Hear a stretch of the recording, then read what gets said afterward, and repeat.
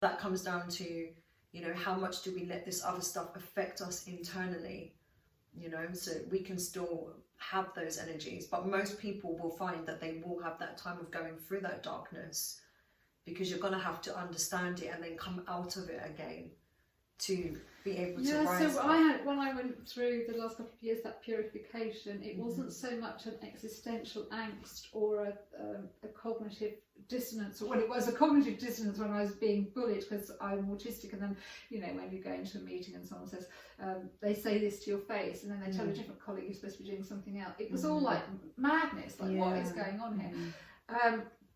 But the way I could feel it in my body was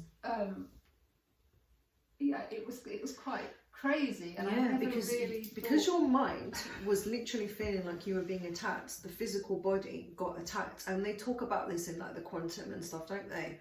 You know, this is how entangled everything is, and we forget how much our mind affects reality. And this is a big part of understanding energy as well, and in the transmutation process, because this is what it's about, like learning how to deal with energy so that you can, you know, be okay, because otherwise we can cause ourselves loads of harm as well.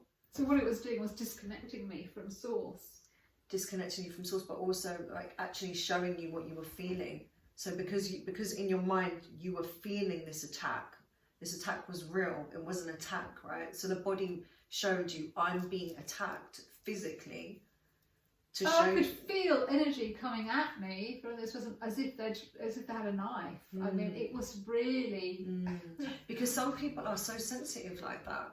So when people are holding a really negative energy, and so it's very dense, it's very dark. It's the same as light. So like when you shoot light at people, like when you do light work, like literally energy work, you're infusing people with light to bring healing or whatever you're doing, right?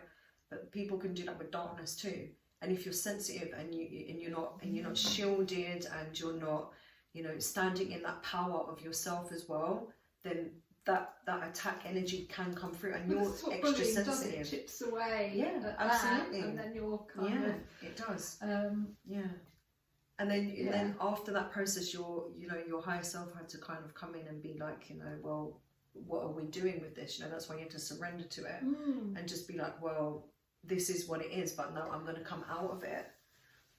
And then so I had to get out of that environment. It was very toxic to me. And then I had a message from Spirit through a third person, and they said, they said we had to, we had to get you out, we had to stop you, and before you got really ill. And I was thinking, well, it wasn't really you. Can you imagine? Actually, I was at very high risk of having, when I was taken to hospital, I was taken to hospital with suspected stroke and heart attack. So what they were saying is we needed to get you out of there until you had a stroke, or you had a heart attack, or until you died. So I was at huge risk, and I was at risk of my optic nerve was so inflamed, I was at risk of losing my sight. So I really had to just go, okay. That was more scary. The thought of living and losing my sight was actually far more scary to me than the thought of dying. I was scared. I was scared, and then I had to let go of the fear. Yeah. But then I realised, you know, when I surrendered to the lights. Surrender to the light, so then you could come out of that other process that was going on. Really, it's a false thing of the mind anyway, isn't it? It's actually a trick that this fear takes over you, false evidence appearing real.